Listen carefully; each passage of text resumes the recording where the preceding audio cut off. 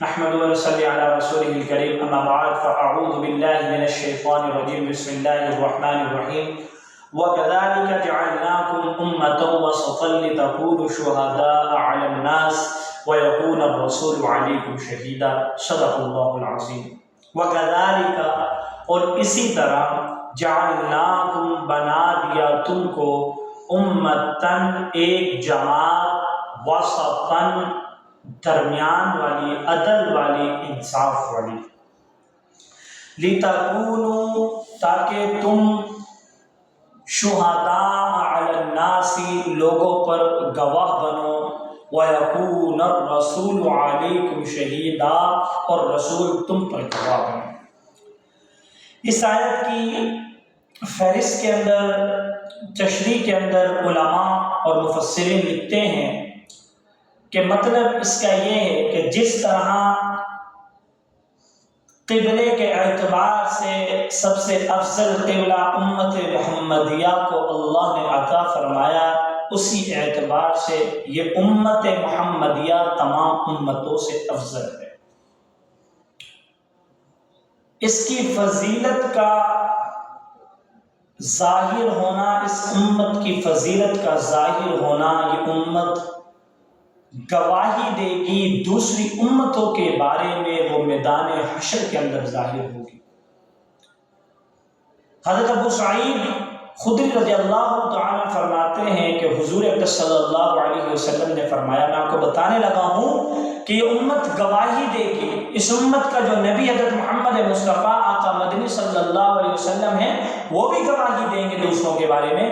حضرت ابو سعید فرماتے ہیں کہ حضور اقدس صلی اللہ علیہ وسلم سے فرمایا، حضور علیہ السلام نے فرمایا کہ اللہ تعالیٰ حضرت علیہ السلام کو بلائیں گے اور کہیں گے کہ کیا آپ نے تبلیغ کی؟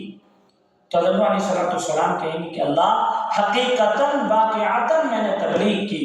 پھر ان کی امت سے پوچھا جائے گا کہ انہوں نے آپ کے پاس احکام پہنچائے؟ وہ کہیں گے ہمارے پاس کوئی احکام نہیں آیا، ہمیں کوئی نذیر، کوئی ڈرانے والا نہیں آیا۔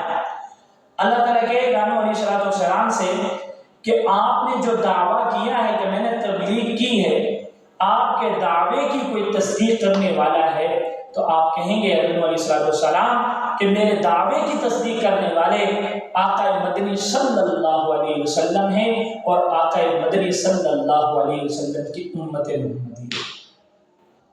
یہاں تک حضور علیہ السلام نے فرمایا کہ اس امت کو لایا جائے گا اور یہ امت حضرت نوح علیہ السلام کی امت کے بارے میں گواہی دے گی کہ ان تک حضرت نوح علیہ السلام نے احکام پہنچائے، تبلیغ کی۔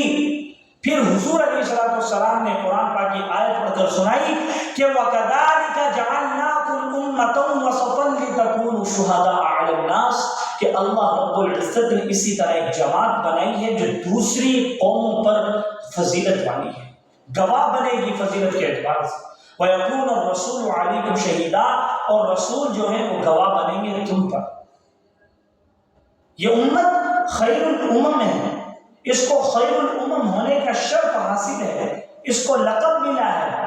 یہ امت وہ امت ہے کہ جس کو وہ کتاب دی گئی جو تینوں کتابوں سے افضل ہے، تورات سے افضل، انجیل سے افضل، زبور سے افضل۔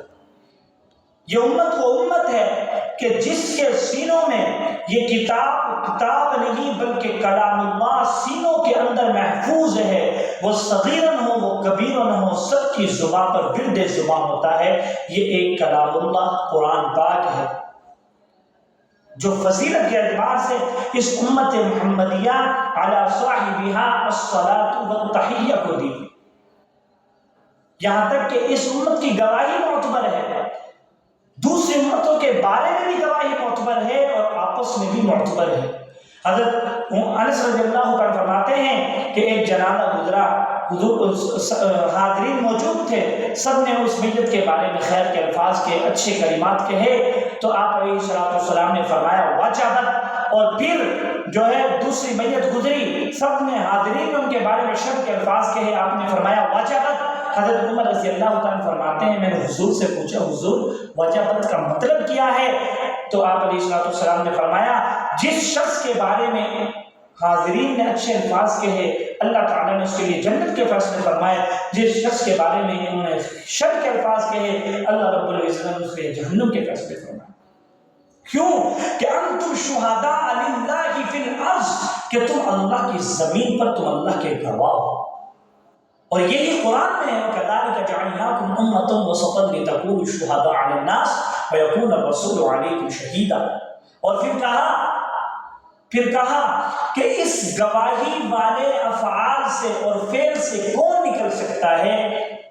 کون محروم ہے؟ وہ ایک شخص ہے جو کثرت سے لعنت کرنے والا ہے، جو دوسروں پر لعنت بھیجتا ہے، یہ لعنتی ہے، یہ لعنتی ہے، اس پر اللہ کی لعنت ہو، یہ لعنت والا شخص ہے، لعنتی والے الفاظ بولتا ہے، لعنت اللہ والے الفاظ کہتا ہے، کثرت سے کہتا ہے۔ اللہ کے ہاں بروز قیامت میدان حشر میں نہ یہ شفیع ہوگا نہ شہید ہوگا۔ حضور نے فرمایا نہ اس کی شفاعت قبول کی جائے گی نہ اس کی گواہی قبول کی جائے گی۔ اللہ رب العزت سے درخواست ہے کہ اللہ تعالی ہم سب مسلمانوں کا ان میں شمار فرمائے کہ جن کی گواہی بھی معتبر ہوگی، جن کی شفاعت بھی معتبر ہوگی، اور ان سے ہم سب کی حفاظت فرمائے کہ جس افعال سے نہ گواہی معتبر ہوگی نہ شفاعت معتبر ہوگی، اللہ تعالی ہم سب کو صحیح معنوں میں صحیح ہدایت کی توفیق عطا فرمائے۔ وما علینا الا البلاغ المبین۔